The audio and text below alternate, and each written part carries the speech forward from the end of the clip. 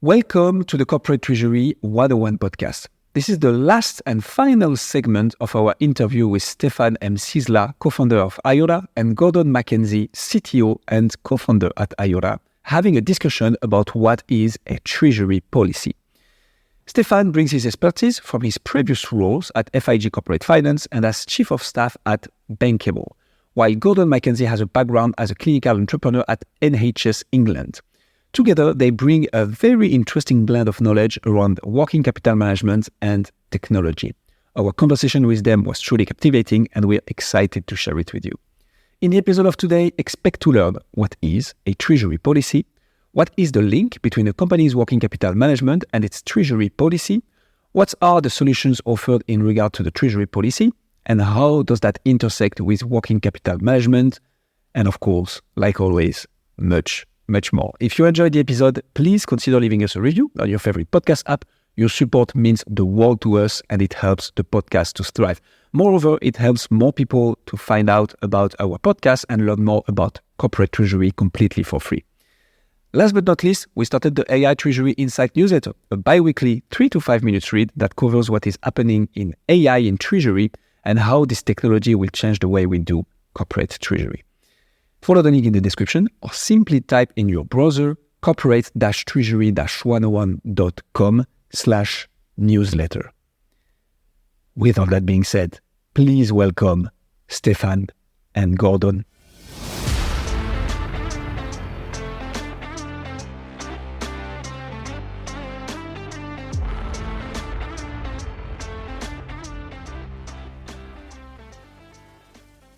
Another aspect that you often refer to on your website that we'd like to dig into is the treasury policy.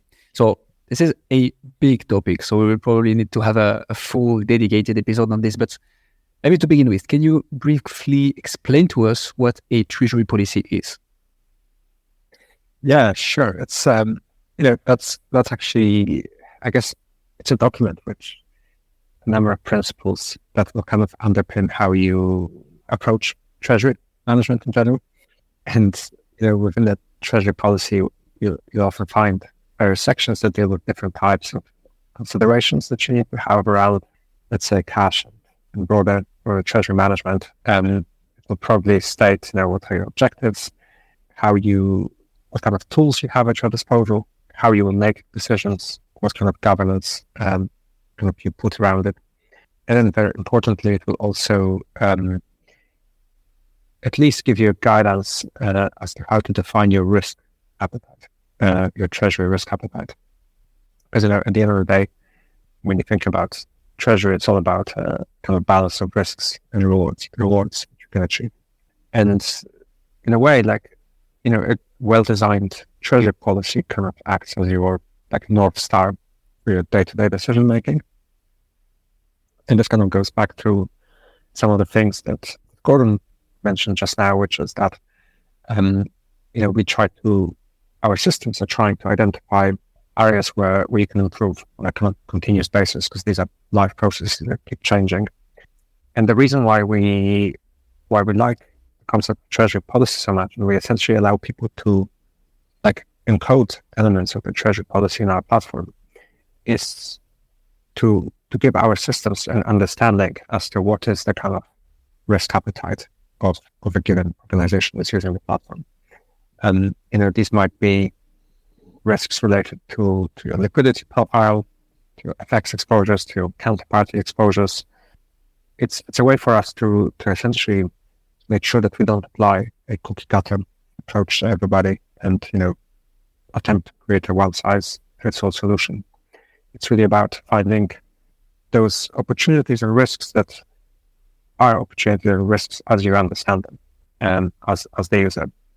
That's a super good one. How do you link those two? Do you invite the users to actually draft their treasury policy within the tool? Do you link it with any other document, TMS, or whatever they would be setting up to say, okay, this is our maximum exposure that we are willing not to hedge, for instance? How does that work in the nitty-gritty for the case of Ayora? Yeah, so we essentially ask people a set of questions at onboarding or around onboarding, or the system asks the questions, and we kind of use the answers that you provide to define that risk appetite. It's quite clean because it means that you don't have to fiddle with a lot of PDFs but also necessarily worry about elements of a treasury policy that perhaps are less relevant to what our system does. Okay. And so do you offer solutions in regard to the treasury policy as a whole, or is it only focused on working capital management, or is there room for scaling up and developing further on that? And there's probably always room to expand. Right now, it's sure. But right now, we kind of link it really back to the functionalities that we offer. And we, for example, when it comes to kind of cash and liquidity side of the treasury function, that really is a set of kind of liquidity and market risks that people need to manage for. You guys also have this section in your literature where you talk about bank concentration risk, right? Which is also a very topical conversation, especially in the US right now, where we've seen three big banks, well, globally seen three big banks fail, regional banks to be fair. I guess it's quite topical, right? Everyone's thinking about, well, am I a startup right now that's got all my money in Silicon Valley Bank that can only withdraw 250,000 of it, etc. Can you talk a little bit more about that? What's your insights or what solutions you provide around bank concentration risk? Yeah, totally. It's a very, very topical one. And, we see this as one of the elements of the market risks that you need to manage for. Yeah, look, it's obviously really unfortunate that, there were these events that have made everybody think about it again. And, we are sorry to see some really kind of natural institutions get in trouble, right? But it's kind of is a reminder that, risk management is kind of about managing for kind of black swan events, in a way, and they do happen, and unfortunately they tend to come about fast and out of nowhere, or at least it might seem like that. But on a kind of more practical note, if you think about counterparty exposures, this is really just how likely is it that the counterparties that effectively owe you money run into trouble and might not be able to give it back to you.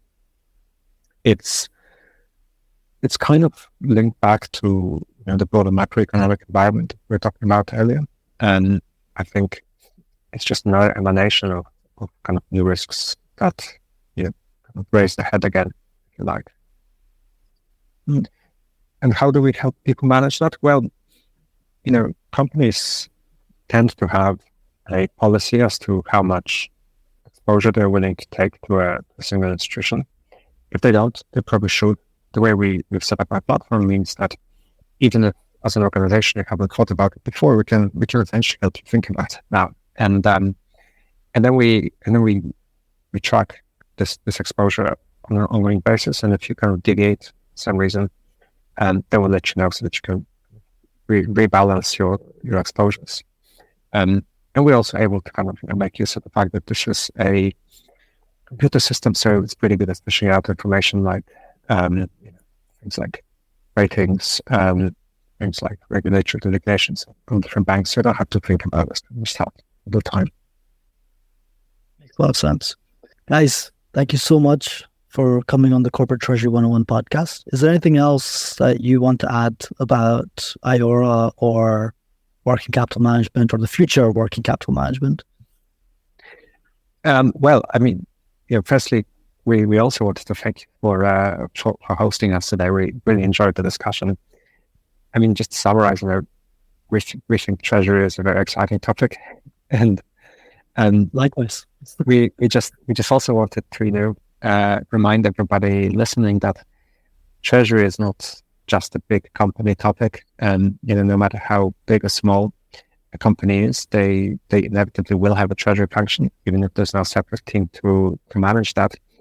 And no matter how big or small, you need to think about these problems, these risks, and also opportunities that this function kind of entails. Oftentimes these problems appear to be small in isolation, but it's kind of all about maximizing these marginal gains and avoiding extreme risks. It adds up, and there's actually also what machines are pretty good at. So yeah, that's kind of a little summary. It's want to learn more about us, then obviously head to helloayora.com, it's our word, or hit us up on LinkedIn. Both Gordon and I spend probably a bit too much time on LinkedIn.